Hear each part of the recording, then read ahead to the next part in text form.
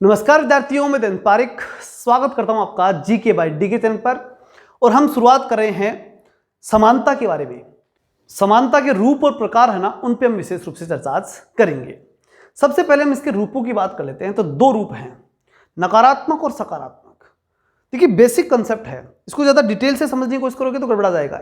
एक साधारण लैंग्वेज में आपको समझना है, और समझने की बात यह है कि एक बात पे तो इस नकारात्मक वाले और चाहे सकारात्मक वाले सब सेम मानते हैं। क्या बात है कि भाई प्रकृति ने सबको असमान बनाया है। ध्यान रखना, समान नहीं बनाया प्रकृति ने, सबको असमान बनाया। किसी को बुद्धि ज्यादा दी, किसी को कम दी, किसी को शारीरिक रूप से बलिष्ठ बना दिया, किसी को मानसिक रूप से बलिष्ठ बना दिया। सबको असमान बनाया ना प्रकृति ने। तो ठीक है, ये बात तो तय हो गई कि प्रकृति ने सबको क्या बनाया, असमान। एक बात हमने क्लियर कर ली। अब दूसरी बात, अब आती है नकारात्मक सकारात्मक की बात, क्योंकि इस बात को तो दोनों मानेंगे। अच्छा, तो क्या बात मानेंगे इसके आगे की, तो उसको जानने के लिए मैं दो विचारकों पे विशेष रूप से फोकस करना है। बस उनकी बात को सुनना है, अपने दिमाग से कुछ नहीं लगाना और कहीं से कुछ नहीं पढ़ना। उन दोनों विचारकों की बात को यथावत समझ लेना है, बस ऑटोमेटिक समझ में आ जाएगा सकारात्मक और नकारात्मक समानता क्या है। ठीक, सबसे पहले हम बात करेंगे किसकी, लॉस्की की। मैं ये लिख रखा है, बाद में पढ़ लेना, लेकिन काम की चीज जो है ना, जो समझनी है, जो याद करनी है, उस जो फोकस आपको देना वो उस पर देना, इस पर मत देना। नहीं समझ में आए तो छोड़ ही देना चाहिए, कुछ ही मत पढ़ना उसके बारे में। मेन चीज इसके बारे में पढ़ लेना, ये फिर भी कंफ्यूज कर जाएगी आपको। लेकिन लॉस की जो शब्द काम ले लेना वो बिल्कुल क्लियरली कर। और इसी प्रकार डेडी रफेल ने जो बात कही, ये दोनों बातों को अगर हम कंपेरेटिव स्टडी कर लेंगे ना, फिर मुझे नहीं लगता है कहीं आपकी दिक्कत आएगी। ठीक है, तो पहले समझो कि नकारात्मक की बात कौन कर रहा है, लॉस की, नकारात्मक समानता की। क्या कहना चाहता है वो ऐसे कहना चाहता है कि अधिकार किसी अन्य व्यक्ति को नागरिक होने के नाते, भाई जैसे आप हैं और मैं हैं, ठीक, हम दोनों हैं, आप भी नागरिक हो भारत के, मैं भी नागरिक हूं भारत का। क्लियर? तो नागरिक होने के नाते जो अधिकार मुझे प्राप्त हुए वो तुम्हें प्राप्त हुए, ठीक, वही अधिकार समान मात्रा में मुझे भी प्राप्त होने चाहिए। ठीक है ना? क्लियर हो गई बात कि जितने नागरिक होने के नाते आपको अधिकार मिले हुए हैं वो मुझे मिलने चाहिए। आगे बढ़े, संक्षेप में एक बात तो क्लियर है, लेकिन यहां जो उसने कहा ना वो समझना।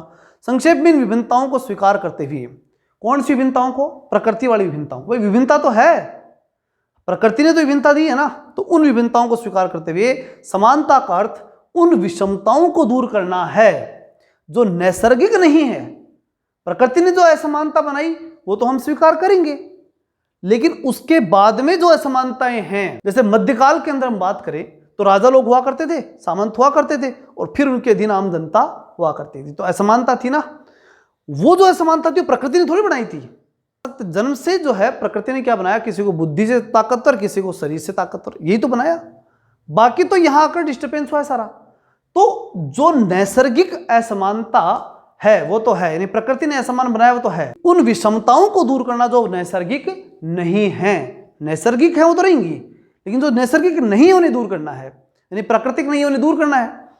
और समान अवसर के अभाव में जो उत्पन्न हो गई, भाई जो चीजें, जैसे मान लो राजा कैसे आया, अवसर नहीं मिला उसे, किसी आम आदमी को तो राजा नहीं बन पाया। जैसे आज मिल गया अवसर, तो एक कहा जाता है क्या कि एक चाय बनाने वाला क्या बन गया, प्रधानमंत्री बन गया। किससे बना, अवसर से बना। तो ये चीज इंपॉर्टेंट है, ठीक है ना, कि समान अवसर के अभाव के अंदर जो है ना वो असमानता हुई थी। कौन सी, जो मध्य युग में थी, राजा और जनता, वो किस कारण से हुई थी, समान अवसर नहीं मिल पाए थे, इसलिए जो है वो असमानता पैदा हुई थी। तो क्लियर बात समझ में आ गई। लोस्की क्या कहना चाहता है, लोस्की एक ही बात कहना चाहता है कि अवसर के कारण से जो असमान हो गया था ना व्यक्ति, किसी को राजा बनने का अवसर मिल गया तो राजा बन गया, किसी को अवसर नहीं मिला इसलिए नहीं बना। बाकी प्रकृति ने सबको क्या बनाया था, बराबर। ये बात कौन कर रहा है, लॉस्की। क्लियर? तो उस असमानता को हमें दूर करना है, और वो असमानता दूर करने का मतलब है नकारात्मक असमानता। और वो नकारात्मक असमानता हमने दूर की, अर्थात क्या स्थापित की, नकारात्मक समानता स्थापित कर दी। इतनी सी बात थी कि प्रकृति ने तो सबको असमान बनाया तो बनाया, उसमें कोई डिस्टर्बेंस नहीं, लेकिन अवसर के कारण से जो असमानता पैदा हो गई ना, उस असमानता को दूर करके और समानता लानी है। और यह समानता लाना ही क्या है, नकारात्मक समानता है। क्लियर? लॉस्की समझ में आ गया। अगला फिर आता है डीडी रफेल। अब ये क्या कहना चाहता है उसको ध्यान सुनना। अब ये बात सुनो, मूलभूत मानवीय आवश्यकताएं, ये नकारात्मक समानता में नहीं थी। मूलभूत मानवीय आवश्यकता क्या है, कुछ लोगों को साधन सुविधाएं देनी है, और नकारात्मक में साधन सुविधाएं नहीं दी थी। नकारात्मक में सिर्फ इतना था कि भाई अवसर के कारण से कोई असमानता समाज में आ गई है, उस और नागरिक होने के कारण से कोई असमानता आ गई है, तो उस असमानता को केवल दूर करना था, साधन सुविधाएं नहीं देना था। कहाँ? नकारात्मक समानता में। लेकिन यहां क्या करना है? यहां मूलभूत मानवीय आवश्यकताएं देनी है, तो वो संतुष्ट करनी है। मतलब डीडी रफेल ये बात कर रहा है, ये सकारात्मक समानता का समर्थक है, वो इस बात को मानता है कि साधन सुविधाएं दो। That's clear? समझ में आ गई? नकारात्मक समानता, सकारात्मक समानता समझ में आ गई। लोस्की ने क्या कहा? लोस्की ने कहा कि आपको केवल इतना करना है कि प्रकृति ने जो असमान बनाया वो तो असमान है, लेकिन यहां आने के बाद जो मनुष्य को अवसर मिले और उन अवसरों के कारण से व्यक्ति असमान हो गया, कोई राजा बन गया, कोई रंक बन गया, तो उस अवसर वाली असमानता को हमें दूर करना है। ये तो है नकारात्मक समानता। और सकारात्मक समानता जो है वो ये है कि समान करने के लिए हमें क्या देनी है? मूलभूत आवश्यकताएं पूरी करनी है। तो ये सकारात्मक हो गया। क्लियर? अब चलते अपन समानता के प्रकारों की तरफ। तो प्रकार क्या है वो देखिए। प्राकृतिक समानता। अब प्राकृतिक समानता को जैसे पढ़ेंगे ना अपन, तो अभी आप कहोगे सर अभी थोड़ी देर पहले तो आप ये कह रहे थे कि जितने भी विचारक है ना वो सब ये मानते हैं कि प्रकृति ने सबको क्या किया है? असमान पैदा किया है। और हाँ बिल्कुल ये बात सत्य भी है, इस बात को मान तो रहे ना, नकारात्मक सकारात्मक वाले मानते भी हैं। लेकिन यहां कुछ विचारक ऐसे हैं जो ये कहते हैं कि नहीं भैया, प्रकृति ने सबको क्या किया है? बराबर पैदा किया है, समानता दी है, प्रकृति ने पैदा किया है सबको समान। ऐसे भी कुछ विचारक हैं, उनको देख रहे थे पहले। प्राकृतिक समानता, अच्छा वो प्राकृतिक समानता वाले विचारक कहे जाते हैं नहीं, वो सब ये मानते हैं कि प्रकृति ने सबको बराबर पैदा किया है। ठीक है ना?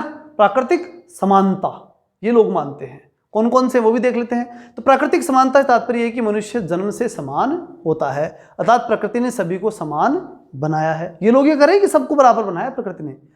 असमानता कृत्रिम है, असमानता तो यहाँ आने के बाद बनी है, ठीक, और समाज की देन है। तो फिर ऐसे में तो किसी की हाइट ऊपर का, किसी की छोटी, ये कौन करता है? फिर प्रकृति नहीं करती तो ऐसा नहीं है। लेकिन फिर भी लोग मानते हैं। अब मानते तो मानते, थॉट है तो है, अब हमें भी उन विचारकों को मानना तो पड़ेगा ही। कौन से हैं? Polybius, Cicero, Hobbes, Locke, Rousseau, Marx. दिक्कत यही है कि इनका दिमाग नहीं चला, यही तो बात हुई ना। अब दिमाग नहीं चला, इसका मतलब क्या हुआ? इसका मतलब ये हुआ कि उसी अकॉर्डिंग हमें एक ट्रिक बनानी पड़ेगी। क्या है कि हॉब्स जो है ना, उसने अपने सिर पर पॉलीथीन बांध ली, पोलिबियस, ठीक है। Hobbes, Cicero, Polybius. अब दिमाग चला नहीं, और दिमाग जब नहीं चला तो वो हो गया दिमाग लॉक, उसका ताला लग गया दिमाग के। रूसो और मार्क्स, अब मार्क्स आता है उसके पास और उस रूसे हुए व्यक्ति को, जो कि हॉब्स है, उसे मनाता है, समझाता है कि ऐसे मत कर तुम, ठीक है ना। वो आकर के समझाता है याद रखने के दृष्टिकोण से। और कोई वो ये कहानी कहीं लिखी हुई नहीं है, बस याद रह जाए आपके लिए, इसके लिए मैंने प्रयास किया है। आदि विचारकों ने प्राकृतिक समानता का समर्थन किया। मतलब ये वो लोग हैं जिनका दिमाग बंद हो गया, जो ये मानते हैं क्या कि प्रकृति ने सबको समान किया है, बल्कि ऐसा हो ही नहीं सकता, तो हम भी जानते हैं। वर्तमान समय में प्राकृतिक समानता की विचारधारा सर्वथा भ्रममूलक है। दिख ही रहा है भ्रममूलक है, क्योंकि हम थोड़ी देर पहले तो ये कह रहे थे कि प्रकृति ने सबको असमान बनाया है, और अभी ये लोग ये कह रहे हैं कि प्रकृति ने सबको समान बनाया है, तो भ्रम तो पैदा होगा ही, आपके भ्रम पैदा हो गया होगा, ठीक है। तो भ्रममूलक है ये। मनुष्य असमान ही जन्म लेता है, असमान ही पैदा होता है। मनुष्य में भेद प्रकृति प्रदत्त है, प्रकृति ने सब में भेद किया है, कोई छोटा कोई बड़ा, कोई बुद्धिमान कोई बुद्धिमान नहीं है, ऐसा किया है प्रकृति ने। तो अतः प्राकृतिक समानता मात्र काल्पनिक व्याख्या प्रतीत होती है। तो काल्पनिक हो गई बात, सही कहा है, काल्पनिक बात हुई। कोल एक विचारक है, कोल, उसने क्या कहा कि मनुष्य शारीरिक बल, पराक्रम, मानसिक योग्यता, सृजनात्मक शक्ति, समाज सेवा, इन सब की भावना और संभवतः सबसे अधिक कल्पना शक्ति में एक दूसरे से मूलतः भिन्न है। हर चीज में भिन्न है मनुष्य। किस में समान है बताओ? समान हो ही नहीं सकता। आप बल के अंदर देख लो, शारीरिक बल में, आप पराक्रम में देख लो, आप मानसिक योग्यता में देख लो, आप क्रिएटिविटी में देख लो, सब में अलग है, ठीक है। और विशेष रूप से जो कोल ने कहा, उसने तो कहा कि विशेष रूप से कल्पना शक्ति के अंदर भिन्न है। विशेष रूप से कैसे कल्पना और कैसे कोल ने कल्पना शक्ति की भिन्नता को ज्यादा महत्व दिया था। यह आपको विशेष ध्यान रखना है। अब हम बात कर लेते हैं सामाजिक समानता की। सामाजिक समानता में कहा क्या जा रहा है उसको ध्यान समझना कि सामाजिक समानता से आशा है कि यह समाज में रहने वाले, समाज में जो लोग रह रहे हैं उन रहने वाले प्रत्येक व्यक्ति को, हर व्यक्ति को, चाहे वो SC है, ST है, OBC है, क्योंकि सामाजिक असमानता तो वही होती है, जातिगत आधार पर ही होती है। जब जातियां हैं तो सामाजिक रूप से क्या है, असमानता है, ये रीजन बनता है उसका। ठीक है, तो प्रत्येक व्यक्ति को समान दृष्टि से देखा जाए, हर व्यक्ति को कैसा देखा जाए, समान दृष्टि से देखा जाए। समाज में अपने सदस्यों को जो अधिक सुविधाएं देता है, भाई समाज के अंदर कोई वर्ग जो है वो अपने सदस्यों को ज्यादा सुविधा दे सकता है ना, ठीक है, उसमें किसी प्रकार का भेदभाव नहीं किया जाए। अब देखो, अगर कोई जातिगत आधार पे अपने स्तर पे जातियां अपनी सुविधाएं देती है तो वो तो उसका तो कोई कुछ नहीं कर सकता। मान लीजिए पूरे देश के अंदर यानी भारत के अंदर हम बात करें तो वहां पर सारे के सारे लोग रहते हैं, हम सारे नागरिक रहते हैं, और वहां पर जो है यहाँ कुछ लोगों को, कुछ जाति विशेष को यहाँ की सरकारें, यहाँ के संगठन, सामाजिक संगठन हो सकते हैं, आर्थिक संगठन हो सकते हैं, आम लोग हो सकते हैं, वो कुछ विशेष महत्व देने लग जाएं, तो फिर हम क्या कहेंगे कि सामाजिक रूप से क्या है, असमानता है, यही है ना। तो वो नहीं होना चाहिए, बस उस बात का हमें ध्यान रखना है कि किसी विशेष वर्ग को स्पेशल नहीं माना जाना चाहिए।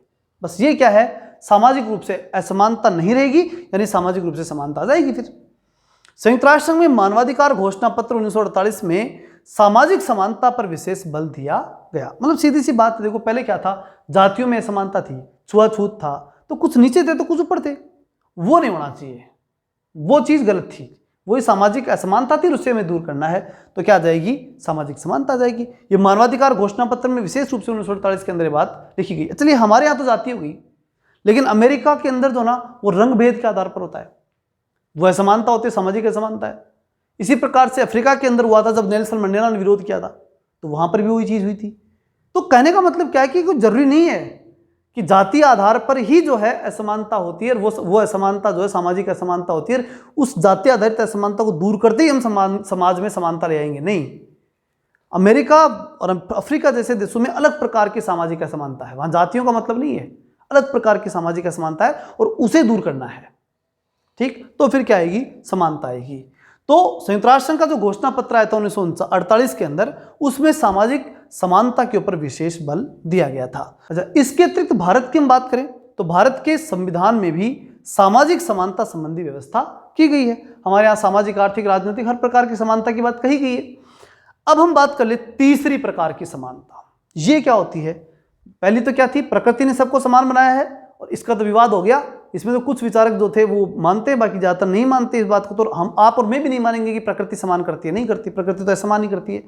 सामाजिक समानता के हम सब समर्थक हैं और होने भी चाहिए, इसलिए वह विचारक को विशेष नहीं है, बहुत से लोग इसके समर्थक हैं, इसलिए मैंने विशेष रूप से इसमें संयुक्त राष्ट्र संघ का वो मेंशन दिया जो कि घोषणा पत्र में था, और उसके अकॉर्डिंग हम बात करेंगे।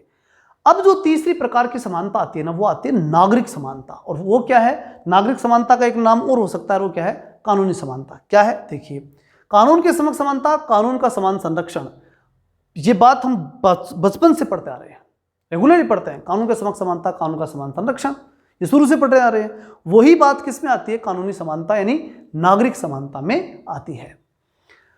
प्रथम, राज्य के कानून की दृष्टि में समस्त मनुष्य समान हो। पहली बात तो ये, यानी जो कानून के समक्ष समानता की बात आती है ना, तो उसका मतलब तो क्या है कि राज्य के दृष्टि में सब मनुष्य क्या है, कानून की दृष्टि से समान है। कानून देखेगा ना तो प्रधानमंत्री तो आम नागरिक को सबको बराबर देखेगा, तभी तो कहा जाता है ना, कानून की आंखों की पट्टी बांधी जाती है, मतलब कानून अंधा है। इसका मतलब कि सबको समान देखेगा, किसी एक को विशेष नहीं देखेगा कि भाई ये तो पैसे वाला है, ऐसे नहीं देख सकता, या ये बहुत बड़ा व्यक्ति है, ऐसे नहीं देख सकता। कानून देखेगा ना तो सबको समान देखेगा। तो कानून के समक्ष समानता और कानून का समान संरक्षण, और जब कानून लोगों को बचाएगा तो ये देख के नहीं बचाएगा कि ये तो बहुत बड़ा व्यक्ति, पहले इसको बचाओ, कानून सबको बराबर बचाएगा। ये बात इसके अंदर महत्वपूर्ण रूप से मानी जाती है। कानून द्वारा दंड या सुविधा प्रदान करने में व्यक्ति के अंदर, व्यक्ति और व्यक्ति में कोई भेद नहीं किया जाता। कहने का मतलब सीधी सी बात है, समान, कानून के समक्ष समानता और कानून का समान संरक्षण। अगली बात, भारत के संविधान में उल्लेखित किया गया कानून के समक्ष समानता सभी व्यक्तियों को है, ये बात हम पढ़ चुके हैं। लेकिन जो महत्वपूर्ण बात है वो तो विचारकों के अकॉर्डिंग है, वो देखना है। डायसी क्या कहते हैं इसके बारे में ध्यान रखना। कानून के समक्ष समानता है नागरिक समानता के सबसे बड़े पैरोकार, सबसे बड़े समर्थक अगर कोई हैं तो वो डायसी हैं। ये प्रश्न अच्छी तरह याद रखना। उन्होंने क्या कहा, कानून के समक्ष समानता का वर्णन इस प्रकार है, किस प्रकार से, कि हमारे देश में प्रत्येक अधिकारी, चाहे वो प्रधानमंत्री हो, चाहे वो पुलिस का सिपाही हो, अथवा कर वसूल करने वाला कोई व्यक्ति हो, गैर कानूनी कार्यों के लिए उतना ही दोषी माना जाएगा जितना एक साधारण व्यक्ति माना जाता है। सब व्यक्तियों के लिए बराबर है, कानून सबके लिए बराबर है। कौन करे? डायसी। डायसी कहाँ का था? ब्रिटेन का। तो ब्रिटेन के अंदर विधि के समक्ष समानता थी, उस बात को उसने स्वीकार किया था। अब बात आती है जे रूसो की। रूसो स्विट्जरलैंड का था, तो उस प्रकार की बातें करेगा, वो भी देख लेते हो क्या कहता है। उसने सोशल कॉन्ट्रैक्ट किताब लिखी थी, तो आपको अच्छी तरह याद होगी, और नहीं है तो याद कर लेना, बहुत महत्वपूर्ण है। सोशल कॉन्ट्रैक्ट, ठीक है। समझौते के विचारक 3 थे, लेकिन सोशल कॉन्ट्रैक्ट पे किताब लिखी थी रूसो ने, ठीक। तो ये किताब उसने लिखी, और उसमें क्या लिखा कि सभी नागरिकों को कानूनी समानता प्रदान करना नागरिक समाज की प्रमुख विशेषता है। नागरिक समाज जो है ना, उसकी सबसे बड़ी विशेषता यही है, क्या? कानून के समक्ष समानता प्रदान करना। क्योंकि नागरिक का मतलब ही क्या है? जो कानून को काम में लेता है, जो कानूनी सुविधाओं को काम में लेता है। तो नागरिक समानता है ना, कानूनी समानता। इस बात को तो आप क्लियर रखें। और विशेष रूप से इसको डिफाइन किसने किया? रूसो ने स्पेशली डिफाइन कर दिया इस मामले में कि नागरिक समानता इज इक्वल टू कानूनी समानता। नागरिक और कानूनी समानता को उसने बराबर माना। बात करते हैं ल्यूकस की। ल्यूकस ने क्या कहा? उसने किताब लिखी बहुत महत्वपूर्ण, प्रिंसिपल ऑफ पॉलिटिक्स। पॉलिटिक्स के सिद्धांत, मतलब पॉलिटिक्स के ऊपर सिद्धांत, ये उसने बताए थे। अब क्या थे उसके? कि कानून के समक्ष समानता की बहुत सटीक परिभाषा देते उसने कहा था। किसने? ल्यूकस ने। भाई कानून के जो है, कानून के समक्ष समानता बोल दीजिए या कानूनी समानता बोल दीजिए, उसको स्पष्ट करने का उसने प्रयास किया था। किसने? ल्यूकस ने। तो डायसी ने किया, उसके बाद रूसो ने किया, उसके बाद ल्यूकस ने किया। बहुत ज़्यादा जोर जो है इस चीज़ पर ज़्यादा रहा समानता के क्षेत्र में, क्योंकि कानून अगर सबको समान मानने लग जाएगा ना, तो फिर सारी समानता आ जाएंगी। सामाजिक समानता भी ला सकते हैं फिर हम, क्योंकि समाज में असमानता होगी, तुम जाकर किसे कहेंगे? कानून को कर देगा बराबर। तो इसलिए मेजरली इस बात पे आपको विशेष ध्यान देना है। तो कानून के समक्ष समानता बहुत सटीक परिभाषा जो है वो दी गई। और क्या दी गई? कानून के समक्ष समानता यह विश्वास नहीं दिलाती कि कानून सबके साथ समान बर्ताव करेगा। फिर क्या विश्वास दिलाती है? बल्कि निश्चित करती है कि कानून तब तक सबकी समान पहुंच, कानून की जो है, ध्यान समझना, कि कानून तक सबकी समान पहुंच होगी। मतलब ये हुआ कि कानून तक का मतलब है कि आप सब लोग कानून के पास आराम से पहुंच जाओ। ये है कानून के समक्ष समानता अकॉर्डिंग टू ल्यूकस। ध्यान रखना, ल्यूकस के अनुसार समानता यह है। इसका मतलब ये नहीं कि कानून के समक्ष समानता, इसका मतलब है कि आप सबको कानून से जाकर के राय लेने की समानता है, आप सब कानून का सपोर्ट ले सकते हो, इस बात की समानता है। बाकी कानून आपके साथ कैसा बर्ताव करेगा इस बात में वो नहीं कहता। कानून सबके साथ समान बर्ताव करेगा नहीं करेगा ये बात वो नहीं कहता। कौन? ल्यूकस। वो ये कहता है कि आप सबके लिए सब कानून बराबर उपलब्ध है, जाओ उसके पास, उसको कहो, फिर वो क्या बिहेव करेगा वो तो अलग बात है। वो किसी के साथ समान कर सकता है, किसी के साथ असमान व्यवहार कर सकता है। तो ये बात वो कहता है, ठीक। इसको ध्यान से वापस समझिए, ल्यूकस की परिभाषा बहुत महत्वपूर्ण है। और उसने कहा कि कानून के समक्ष समानता ये विश्वास नहीं दिलाती कि कानून सबके साथ समान बर्ताव करेगा।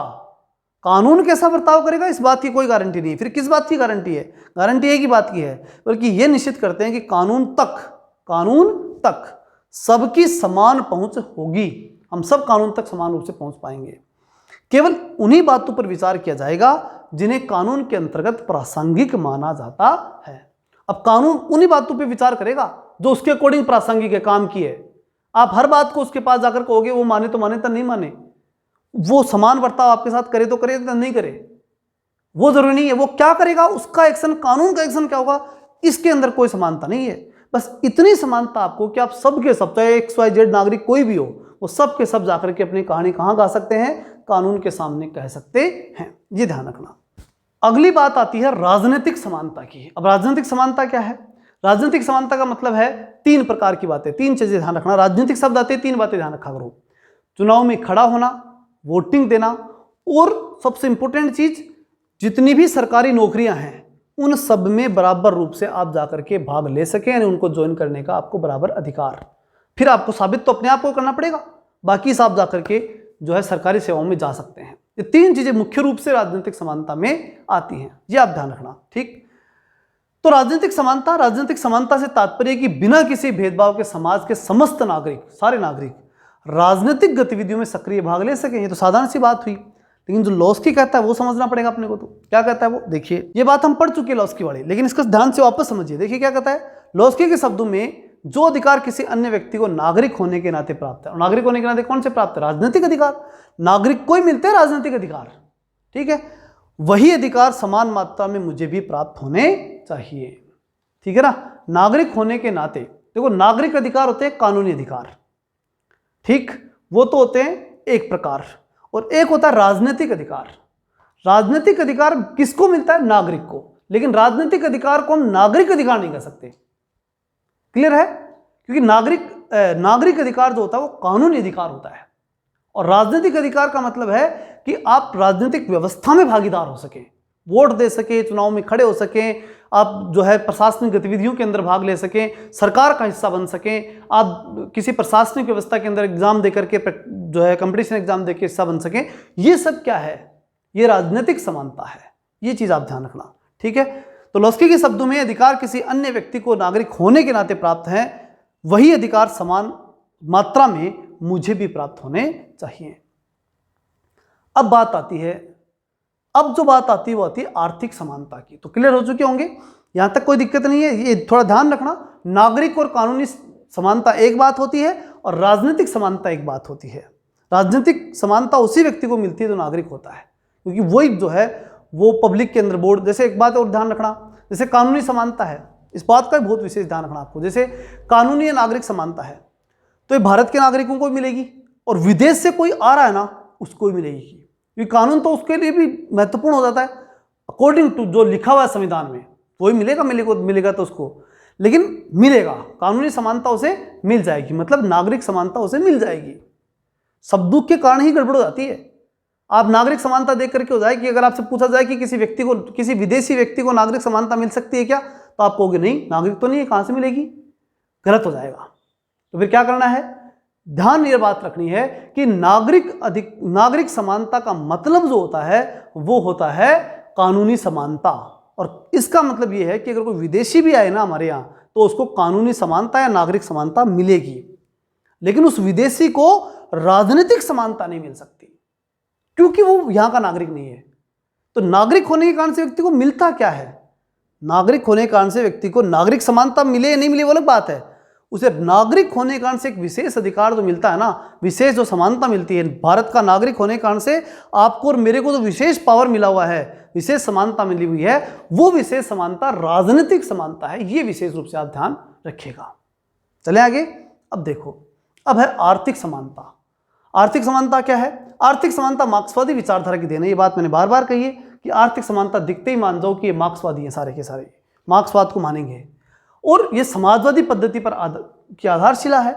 आर्थिक समानता का अर्थ है कि जो उत्पादन और वितरण के साधन है उस पर समाज का नियंत्रण, उत्पादन और संपत्ति का न्यायोचित वितरण मान लो, या फिर ये कह दो कि उत्पादन वितरण के साधनों पर समाज का नियंत्रण। बात एक ही है, कोई नई बात नहीं इसमें। अब इसके अंदर क्या बात है कि जिससे समाज किसी एक वर्ग के हाथ में सारी संपत्ति, भाई पूंजीपति के हाथ में सारी संपत्ति नहीं चल रहा है, मार्क्सवादियों को तो ये टेंशन थी, ऐसा नहीं होना चाहिए, क्योंकि अगर ऐसा हो गया तो फिर असमानता रहेगी। तो समानता लाने के लिए क्या करना है आपको? ये देखना है कि संपत्ति सारी एक वर्ग के पास न चल जाए, according to Marxism, according to जो कम्युनिज्म, ठीक है। ये बात आपको विशेष रूप से ध्यान रखनी है। और ये सभी मार्क्सिस्ट और कम्युनिस्ट यानी समाजवादी और मार्क्सवादी जो है किस पे जोर देते हैं? आर्थिक समानता पे जोर देते हैं। अब हम बात कर ले लॉर्ड ब्राइस की, इसको ध्यान से समझना। ब्राइस क्या कहते हैं? आर्थिक समानता का अर्थ क्या है? वो ये कहते हैं कि धनवान और निर्धन के अंतर को समाप्त कर दिया जाए और प्रत्येक स्त्री पुरुष को सांसारिक भौतिक पदार्थ समान रूप से प्राप्त हो जाए। मतलब जो भौतिक पदार्थ है ना वो सारे संपत्ति में आएंगे, ये ध्यान रखना। बस ये चीज इसमें ध्यान रखनी है, किसमें? ब्राइस के अकॉर्डिंग। क्लियर है? कोई दिक्कत नहीं होगी मेरे हिसाब से। नेक्स्ट है लॉस्की के बारे में।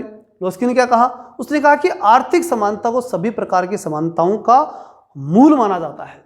जी ध्यान रखना, लॉस्की हर जगह आएगा, हर समानता में आ जाएगा। ये तो रिसर्चर था, ठीक है, एक हर चीज पे रिसर्च करने वाला व्यक्ति, तो उसने तो हर जगह बात कही, तो लॉस्की ने यहां भी कही, आर्थिक समानता में बात कही। उसने कहा कि सारी समानताओं की मूल जड़ यही है, पहले ये लेके आओ। कौन सी?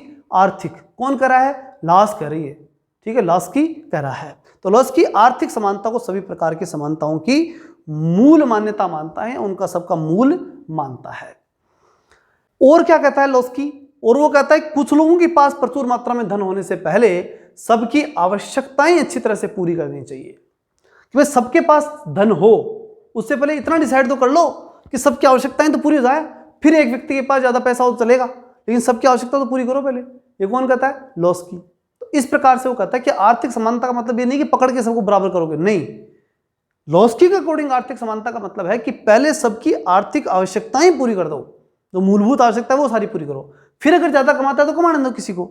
ये किसके अकॉर्डिंग आर्थिक समानता है? लॉस के अकॉर्डिंग, मार्क्स के अकॉर्डिंग नहीं है, क्योंकि मार्क्स तो कुछ भी हो जाए सबको बराबर ही करेगा।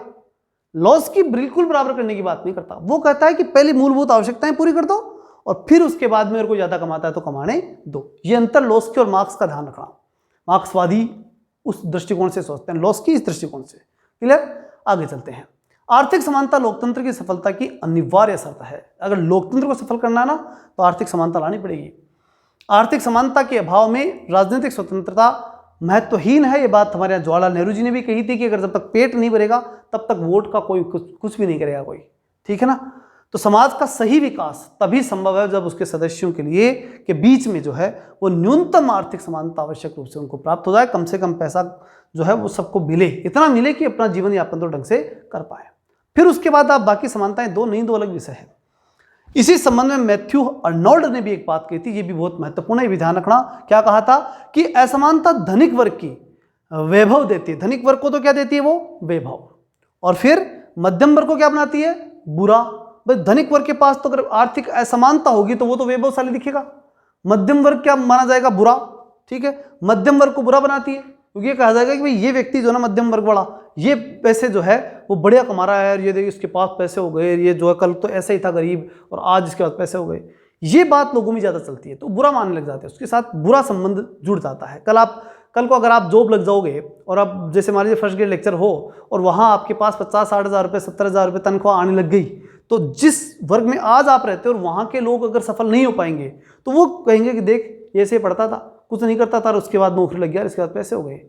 वो जो ज्वेलसी की भावना, जलनता की जो भावना आती है ना, वो जो जलन है वो मध्यम वर्ग के लिए होती है। तो मध्यम वर्ग क्या बन जाता है? बुरा बन जाता है। फिर तीसरा, निम्न वर्ग असभ्य और बर्बर बनाती है। अब निम्न वर्ग उससे क्या हो जाता है? निम्न वर्ग के साथ वो जो नीचे वाला वर्ग ना वो असभ्य बन जाता है, बर्बर बन जाता है।